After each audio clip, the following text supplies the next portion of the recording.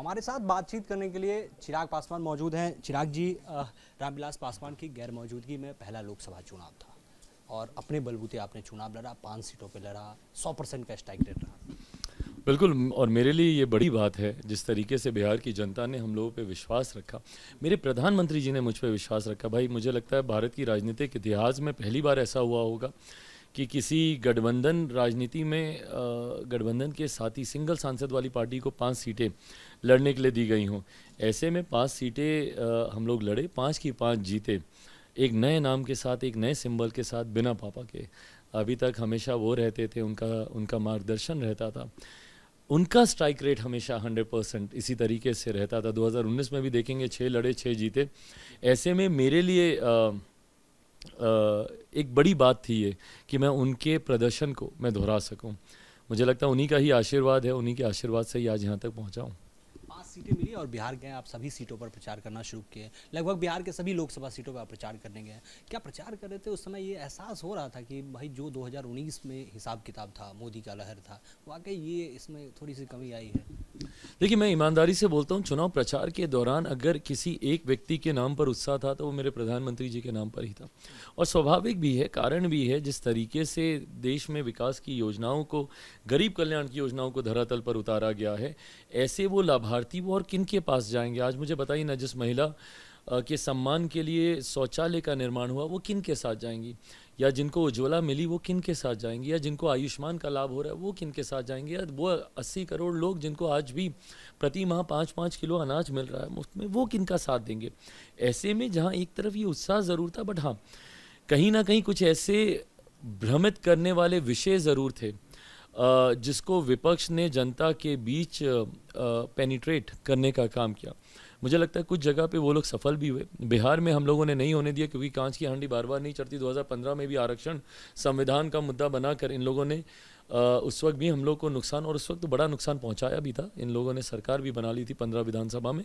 But हाँ, इस बार बिहार में नहीं, बट हाँ कुछ राज्यों में मुझे लगता है कि ये लोग सफल रहे, डरा कर, लोगों को भ्रमित कर कर उनका मत हासिल करने में। बीजेपी पूर्ण बहुमत नहीं पहुंच पाई, 272 का आंकड़ा नहीं पार कर पाई। एनडीए की सरकार बन रही है, एनडीए घटक दल के सहयोगी है, जेडीयू, टीडीपी, अन्य पार्टी भी साथ में। इसमें जेडीयू, टीडीपी या अन्य सहयोगी दलों का अपना अपना मांग है, अपनी अपनी अपेक्षाएं हैं। चिराग पासवान का भी 100% का स्ट्राइक रेट रहा है। क्या कुछ महत्वाकांक्षा है, या फिर जो हनुमान कहा जा रहा था, हनुमान आप मानते हैं तो सारा राम के भरोसे है, जो राम की तरफ से है सब ठीक है? भाई मैं बहुत नाशुक्रा होऊंगा कि अगर इसके बाद भी अब कुछ अगर मैं मांग रखूं मेरे प्रधानमंत्री जी से। जैसा मैंने कहा, मेरे लिए, मेरी पार्टी के लिए बड़ी बात है कि उन्होंने बिना मांगे हम लोग को इतना दिया है। ऐसे में, और वैसे भी ये पूर्णतः प्रधानमंत्री जी का विशेषाधिकार होता, मेरी तरफ से या मेरी पार्टी की तरफ से इसको लेकर कोई मांग नहीं है। छोटा सा और आखिरी सवाल है, नीतीश कुमार के कामकाज को लेकर, उनके विजन को लेकर, या 7 निश्चय योजना को लेकर लगातार आप सवाल खड़े करते रहते हैं। जगह जगह मंच से सीधे तौर पर नीतीश कुमार को पहना दिखाने का काम करते हैं। अब तो एनडीए में है, नीतीश कुमार के साथ है, मंच भी साथ आ गया, तो क्या उसमें अब नरमी आएगी कि या जारी रहेगा वो? नहीं, बात नरमी की नहीं है, बात गठबंधन में है। आपको ईमानदार तरीके से रहने की ज़रूरत है, नहीं तो आप गठबंधन से बाहर हो जाइए। आज की तारीख में जब हम लोग एक साथ हैं, एकजुट हैं, तो ज़रूरी है एक दूसरे पर वो विश्वास रखकर आगे बढ़ने की। ऐसे में मुझे लगता है मेरे मुख्यमंत्री जी ने भी इसको खूबसूरती से किया, मैंने भी, और ये परिणामों में दिखा भी। मेरा तो अधिकांश प्रचार ही जदयू के नेताओं के साथ रहा है। तो ऐसे में मुझे लगता है कि साथ मिलकर हम लोग चुनाव लड़े, चुनाव जीते, क्योंकि हम लोग एक साथ थे। अब ऐसे ही आगे विधानसभा के चुनाव भी मेरे मुख्यमंत्री जी के नेतृत्व में होंगे। कल हम लोग पार्लियामेंट में बैठ के बल्कि इसको लेकर रणनीति भी बना रहे थे, चर्चा भी हम लोग सेंट्रल हॉल में हम लोग कर रहे थे कल, जब एनडीए संसदीय दल की बैठक थी। तो मुझे लगता है कि ना सिर्फ हम लोग रणनीति बनाएंगे, बल्कि वो सफल भी होगी और सरकार भी बनाएंगे बिहार में। चिराग पासवान का जो बिहार को लेकर विजन है, बिहार फर्स्ट बिहारी फिर, तो इसको कैसे धरातल पर भी उतारेंगे? भाई ये मेरी सोच ही नहीं है, बल्कि लोक जनशक्ति पार्टी रामविलास की आत्मा है। हम लोग चाहते हैं कि ये विजन धरातल पर उतरे और बिहार एक विकसित राज्य बने। ऐसे में मैं मानता हूँ मेरे प्रधानमंत्री जी के नेतृत्व में ही ये संभव है। डबल इंजन की सरकार में ये संभव है, जहाँ प्रधानमंत्री जी, मुख्यमंत्री जी मिलकर इस सोच को धरातल पर उतार सकते हैं। बिहार विकसित राज्य बने, देश एक विकसित देश बने, इस लक्ष्य के साथ मेरे प्रधानमंत्री आगे बढ़ रहे हैं। उसी में हर राज्य का विकसित होना भी स्वाभाविक है। तो ऐसे में इस सोच को हम लोग मिलकर धरातल पर उतारेंगे। जेडीयू का कहना है कि जो अग्निवीर योजना है, इस पर पुनर्विचार की आवश्यकता है। चिराग पासवान का क्या स्टैंड है? नहीं, अगर ऐसा लगता है, मुझे लगता है ये लिबर्टी हम लोग का गठबंधन देता है, मेरे प्रधानमंत्री देते हैं। उन्होंने हमेशा कहा है that the platform is open for discussion.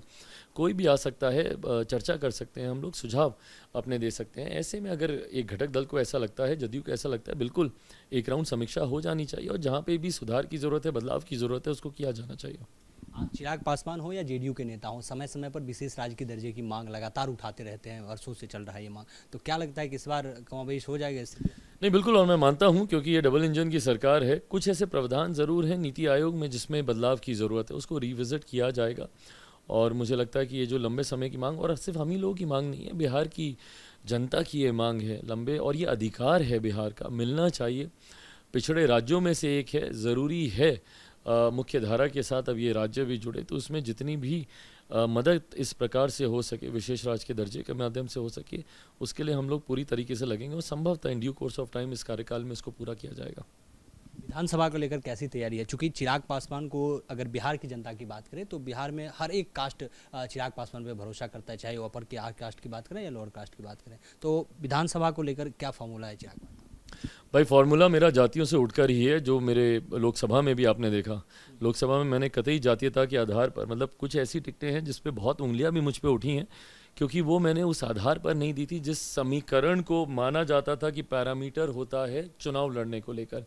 ऐसे में मेरा एक अपना समीकरण है। बिहार में कुछ ऐसे राजनीतिक दल हैं जो कि जातीयता और सांप्रदायिकता को आधार बनाकर अपने एमवाई समीकरण को फ्लॉन्ट करते हैं। ऐसे में मेरा भी एक एमवाई समीकरण है, महिलाओं का है, युवाओं का है। मुझे खुशी है इस बात की कि 5 सीटों में से 4 सीटों पर युवा चुनाव लड़े और जीते, और 5 में से 2 सीटों पर नारी शक्ति अधिनियम को पूरी तरीके से किसी ने कार्यान्वित किया है, तो हम ही लोगों ने उसको किया है। 40% रिप्रेजेंटेशन महिलाओं का रहा है। तो ऐसे में यही महिला और युवा के समीकरण के साथ, इसी रणनीति के साथ विधानसभा के चुनाव में भी हम लोग उतरेंगे, जहाँ पे अधिक से अधिक युवाओं को मौका मिलेगा और महिलाओं को मौका दिया जाएगा। धन्यवाद चिराग जी आपका। तो ये हमारे साथ चिराग पासवान थे। हमारे साथ बातचीत करने के लिए चिराग पासवान मौजूद हैं। चिराग जी, रामविलास पासवान की गैर मौजूदगी में पहला लोकसभा चुनाव था और अपने बलबूते आपने चुनाव लड़ा, 5 सीटों पे लड़ा, 100% का स्ट्राइक रेट रहा। बिल्कुल, और मेरे लिए ये बड़ी बात है जिस तरीके से बिहार की जनता ने हम लोगों पे विश्वास रखा, मेरे प्रधानमंत्री जी ने मुझ पे विश्वास रखा। भाई, मुझे लगता है भारत की राजनीतिक इतिहास में पहली बार ऐसा हुआ होगा कि किसी गठबंधन राजनीति में गठबंधन के साथ ही सिंगल सांसद वाली पार्टी को 5 सीटें लड़ने के लिए दी गई हों। ऐसे में 5 सीटें हम लोग लड़े, 5 की 5 जीते, एक नए नाम के साथ, एक नए सिंबल के साथ, बिना पापा के। अभी तक हमेशा वो रहते थे, उनका मार्गदर्शन रहता था, उनका स्ट्राइक रेट हमेशा 100% इसी तरीके से रहता था। 2019 में भी देखेंगे, 6 लड़े 6 जीते। ऐसे में मेरे लिए एक बड़ी बात थी ये कि मैं उनके प्रदर्शन को मैं दोहरा सकूं। मुझे लगता है उन्हीं का ही आशीर्वाद है, उन्हीं के आशीर्वाद से ही आज यहाँ तक पहुँचा हूँ। 5 सीटें मिली और बिहार गए, आप सभी सीटों पर प्रचार करना शुरू किए। लगभग बिहार के सभी लोकसभा सीटों पर आप प्रचार करने गए। क्या प्रचार कर रहे थे उस समय ये एहसास हो रहा था कि भाई जो 2019 में हिसाब किताब था, मोदी का लहर था, वाकई ये इसमें थोड़ी सी कमी आई है? देखिए, मैं ईमानदारी से बोलता हूँ, चुनाव प्रचार के दौरान अगर किसी एक व्यक्ति के नाम पर उत्साह था तो वो मेरे प्रधानमंत्री जी के नाम पर ही था। और स्वाभाविक भी है, कारण भी है, जिस तरीके से देश में विकास की योजनाओं को, गरीब कल्याण की योजनाओं को धरातल पर उतारा गया है, ऐसे वो लाभार्थी वो और किन के पास जाएंगे? आज मुझे बताइए ना, जिस महिला के सम्मान के लिए शौचालय का निर्माण हुआ, वो किन के साथ जाएंगी? या जिनको उज्ज्वला मिली, वो किन के साथ जाएंगी? या जिनको आयुष्मान का लाभ हो रहा है, वो किन के साथ जाएंगे? या वो 80 करोड़ लोग जिनको आज भी प्रति माह 5-5 किलो अनाज मिल रहा है मुफ्त में, वो किन का साथ देंगे?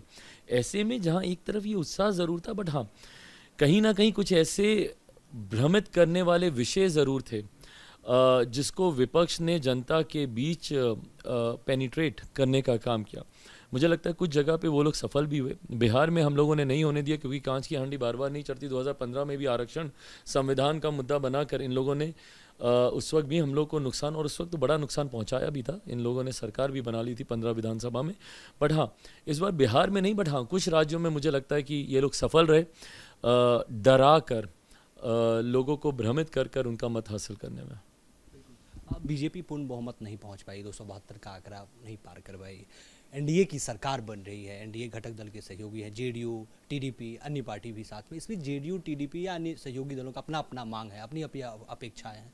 चिराग पासवान का भी 100% का स्ट्राइक रेट रहा है। क्या कुछ महत्वाकांक्षा है, या फिर जो हनुमान कहा जा रहा था, हनुमान आप मानते हैं तो सारा राम के भरोसे है, जो राम की तरफ से है सब ठीक है? भाई मैं बहुत नाशुक्रा होऊंगा कि अगर इसके बाद भी अब कुछ अगर मैं मांग रखूं मेरे प्रधानमंत्री जी से, जैसा मैंने कहा मेरे लिए, मेरी पार्टी के लिए बड़ी बात है कि उन्होंने बिना मांगे हम लोग को इतना दिया है। ऐसे में, और वैसे भी ये पूर्णतः प्रधानमंत्री जी का विशेषाधिकार होता, मेरी तरफ से या मेरी पार्टी की तरफ से इसको लेकर कोई मांग नहीं है। एक छोटा सा और आखिरी सवाल है, नीतीश कुमार के कामकाज को लेकर, उनके विजन को लेकर या 7 निश्चय योजना को लेकर लगातार आप सवाल खड़े करते रहते हैं, जगह जगह मंच से सीधे तौर पर नीतीश कुमार को पहना दिखाने का काम करते हैं। अब तो एनडीए में है, नीतीश कुमार के साथ है, मंच भी साथ आ गया, तो क्या उसमें अब नरमी आएगी कि या वो जारी रहेगा वो? नहीं, बात नरमी की नहीं है, बात गठबंधन में है। आपको ईमानदार तरीके से रहने की ज़रूरत है, नहीं तो आप गठबंधन से बाहर हो जाइए। आज की तारीख में जब हम लोग एक साथ हैं, एकजुट हैं, तो ज़रूरी है एक दूसरे पर वो विश्वास रखकर आगे बढ़ने की। ऐसे में मुझे लगता है मेरे मुख्यमंत्री जी ने भी इसको खूबसूरती से किया, मैंने भी, और ये परिणामों में दिखा भी। मेरा तो अधिकांश प्रचार ही जदयू के नेताओं के साथ रहा है। तो ऐसे में मुझे लगता है कि साथ मिलकर हम लोग चुनाव लड़े, चुनाव जीते, क्योंकि हम लोग एक साथ थे। अब ऐसे ही आगे विधानसभा के चुनाव भी मेरे मुख्यमंत्री जी के नेतृत्व में होंगे। कल हम लोग पार्लियामेंट में बैठ के बल्कि इसको लेकर रणनीति भी बना रहे थे, चर्चा भी हम लोग सेंट्रल हॉल में हम लोग कर रहे थे कल जब एनडीए संसदीय दल की बैठक थी। तो मुझे लगता है कि ना सिर्फ हम लोग रणनीति बनाएंगे बल्कि वो सफल भी होगी और सरकार भी बनाएंगे बिहार में। चिराग पासवान का जो बिहार को लेकर विजन है, बिहार फर्स्ट बिहारी फिर, तो इसको कैसे धरातल पर भी उतारेंगे? भाई ये मेरी सोच ही नहीं है, बल्कि लोक जनशक्ति पार्टी रामविलास की आत्मा है। हम लोग चाहते हैं कि ये विजन धरातल पर उतरे और बिहार एक विकसित राज्य बने। ऐसे में मैं मानता हूँ मेरे प्रधानमंत्री जी के नेतृत्व में ही ये संभव है। डबल इंजन की सरकार में ये संभव है, जहाँ प्रधानमंत्री जी, मुख्यमंत्री जी मिलकर इस सोच को धरातल पर उतार सकते हैं। बिहार विकसित राज्य बने, देश एक विकसित देश बने, इस लक्ष्य के साथ मेरे प्रधानमंत्री आगे बढ़ रहे हैं। उसी में हर राज्य का विकसित होना भी स्वाभाविक है। तो ऐसे में इस सोच को हम लोग मिलकर धरातल पर उतारेंगे। जेडीयू का कहना है कि जो अग्निवीर योजना है, इस पर पुनर्विचार की आवश्यकता है। चिराग पासवान का क्या स्टैंड है? नहीं, अगर ऐसा लगता है, मुझे लगता है ये लिबर्टी हम लोग का गठबंधन देता है, मेरे प्रधानमंत्री देते हैं। उन्होंने हमेशा कहा है that the platform is open for discussion. कोई भी आ सकता है, चर्चा कर सकते हैं, हम लोग सुझाव अपने दे सकते हैं। ऐसे में अगर एक घटक दल को ऐसा लगता है, जदयू को ऐसा लगता है, बिल्कुल एक राउंड समीक्षा हो जानी चाहिए, और जहाँ पे भी सुधार की ज़रूरत है, बदलाव की ज़रूरत है, उसको किया जाना चाहिए। चिराग पासवान हो या जेडीयू के नेता हो, समय समय पर विशेष राज्य के दर्जे की मांग लगातार उठाते रहते हैं, वर्षों से चल रहा है ये मांग, तो क्या लगता है कि इस बार कमोबेश हो जाएगा इससे? नहीं, बिल्कुल, और मैं मानता हूं क्योंकि ये डबल इंजन की सरकार है, कुछ ऐसे प्रावधान ज़रूर हैं नीति आयोग में जिसमें बदलाव की ज़रूरत है, उसको रिविज़िट किया जाएगा। और मुझे लगता है कि ये जो लंबे समय की मांग, और सिर्फ हम ही लोगों की मांग नहीं है, बिहार की जनता की ये मांग है लंबे, और ये अधिकार है बिहार का, मिलना चाहिए। पिछड़े राज्यों में से एक है, ज़रूरी है मुख्य धारा के साथ अब ये राज्य भी जुड़े, तो उसमें जितनी भी मदद इस प्रकार से हो सके, विशेष राज्य के दर्जे के माध्यम से हो सके, उसके लिए हम लोग पूरी तरीके से लगेंगे, और संभवतः in due course of time इस कार्यकाल में इसको पूरा किया जाएगा। विधानसभा को लेकर कैसी तैयारी है? चूंकि चिराग पासवान को, अगर बिहार की जनता की बात करें तो बिहार में हर एक कास्ट चिराग पासवान पे भरोसा करता है, चाहे वो अपर कास्ट की बात करें या लोअर कास्ट की बात करें। तो विधानसभा को लेकर क्या फॉर्मूला है चिराग पासवान? भाई फॉर्मूला मेरा जातियों से उठकर ही है, जो मेरे लोकसभा में भी आपने देखा। लोकसभा में मैंने कतई जातीयता के आधार पर, मतलब कुछ ऐसी टिकटें हैं जिस पे बहुत उंगलियां भी मुझ पे उठी हैं, क्योंकि वो मैंने उस आधार पर नहीं दी थी जिस समीकरण को माना जाता था कि पैरामीटर होता है चुनाव लड़ने को लेकर। ऐसे में मेरा एक अपना समीकरण है। बिहार में कुछ ऐसे राजनीतिक दल हैं जो कि जातीयता और सांप्रदायिकता को आधार बनाकर अपने एमवाई समीकरण को फ्लॉन्ट करते हैं। ऐसे में मेरा भी एक एमवाई समीकरण है, महिलाओं का है, युवाओं का है। मुझे खुशी है इस बात की कि 5 सीटों में से 4 सीटों पर युवा चुनाव लड़े और जीते, और 5 में से 2 सीटों पर नारी शक्ति अधिनियम को पूरी तरीके से किसी ने कार्यान्वित किया है, तो हम ही लोगों ने उसको किया है। 40% रिप्रेजेंटेशन महिलाओं का रहा है। तो ऐसे में यही महिला और युवा के समीकरण के साथ, इसी रणनीति के साथ विधानसभा के चुनाव में भी हम लोग उतरेंगे, जहाँ पे अधिक से अधिक युवाओं को मौका मिलेगा और महिलाओं को मौका दिया जाएगा। धन्यवाद चिराग जी आपका। तो ये हमारे साथ चिराग पासवान थे, वीडियो जर्नलिस्ट जगदीश के साथ अमित चौधरी, न्यूज़ नेशन, दिल्ली।